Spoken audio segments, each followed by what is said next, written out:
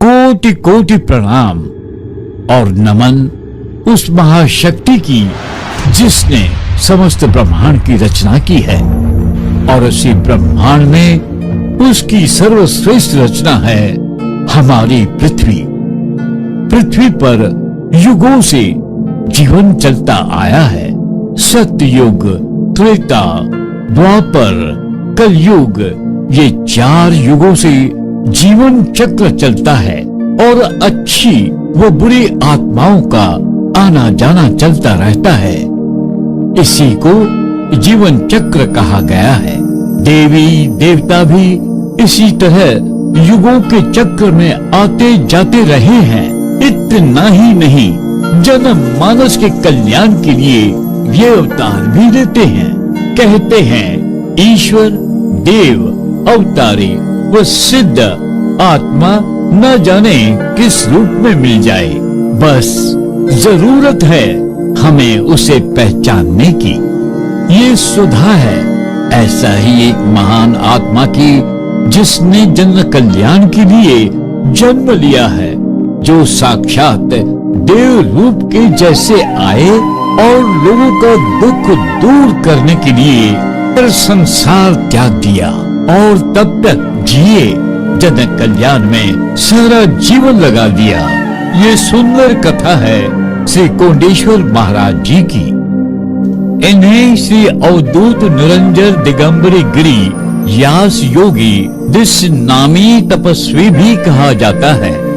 श्री कोंडेश्वर महाराज जी का जन्म वडोदरा में एक बहुत ही गरीब परिवार में हुआ था। इनका यास कुल था, यानी पवित्र ब्राह्मण। ये 4 भाई थे, थोड़ी सी खेती और पिताजी पुजारी और गीता का प्रसार करने वाले थे। बस यही इनकी दुनिया थी। श्री कोंडेश्वर जी का जन्म 1888 का हुआ और 1999 को वे वैकुंठ वास चले गए। इनके 111 साल के इतिहास में कई चमत्कारिक बातें सामने आती हैं, जो हम आप तक पहुंचाने का एक छोटा सा प्रयास कर रहे हैं। तो सुनिए। बचपन से ही महाराज को पिता के साथ धार्मिक कर्म कांड में रुचि थी। जो उम्र खेलने कूदने की होती है, उस उम्र में तो पिताजी को श्रीमद् भागवत गीता को देखते थे और गीता में रुचि रखते थे। महाराज के पिताजी स्वरेजोराव गायकवाड़ के आश्रम में लेखक का भी काम करते थे। उसी आश्रम में महाराज ने 10वीं तक शिक्षा ग्रहण की थी। अफसोस, जब महाराज 3री कक्षा में थे तब उसके पिताजी की मृत्यु हो गई। छोटी सी खेती, माँ और 4 भाई अब बिना पिता के रहने लगे और अपना जीवन यापना करने लगे। परंतु कोंडेश्वर महाराज इस जीवन से कुछ अलग ही चाहते थे। अब उन्होंने अपने पिताजी के नक्शे पर चलना शुरू कर दिया। विरासत में पिता द्वारा गीता ज्ञान को उन्होंने सहृदय अपनाया और गीता का अभ्यास जारी कर दिया। बचपन से ही महाराज को शायद ज्ञात हो चला था कि इनका जन्म कुछ अलग करने के लिए है, अपने परिवार के लिए कुछ नहीं। धीरे धीरे गीता ज्ञान में उनकी रुचि बढ़ने लगी और वो नदी के पास, तालाब के पास अकेले में बैठकर गीता ज्ञान का अभ्यास करते रहे।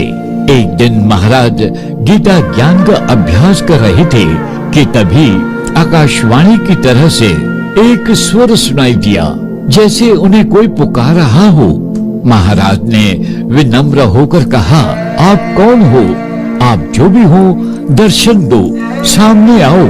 महाराज की बात सुनकर ईश्वर स्वयं प्रकट हुए और कहा, बच्चा गीता मत पढ़ो, ये उम्र नहीं है, बोलो क्या चाहिए तुम्हें? महाराज ने कहा, प्रभु मैं गीता बंद करना नहीं चाहूंगा और मुझे कुछ नहीं चाहिए, बस आप और आपका आशीर्वाद ही चाहिए।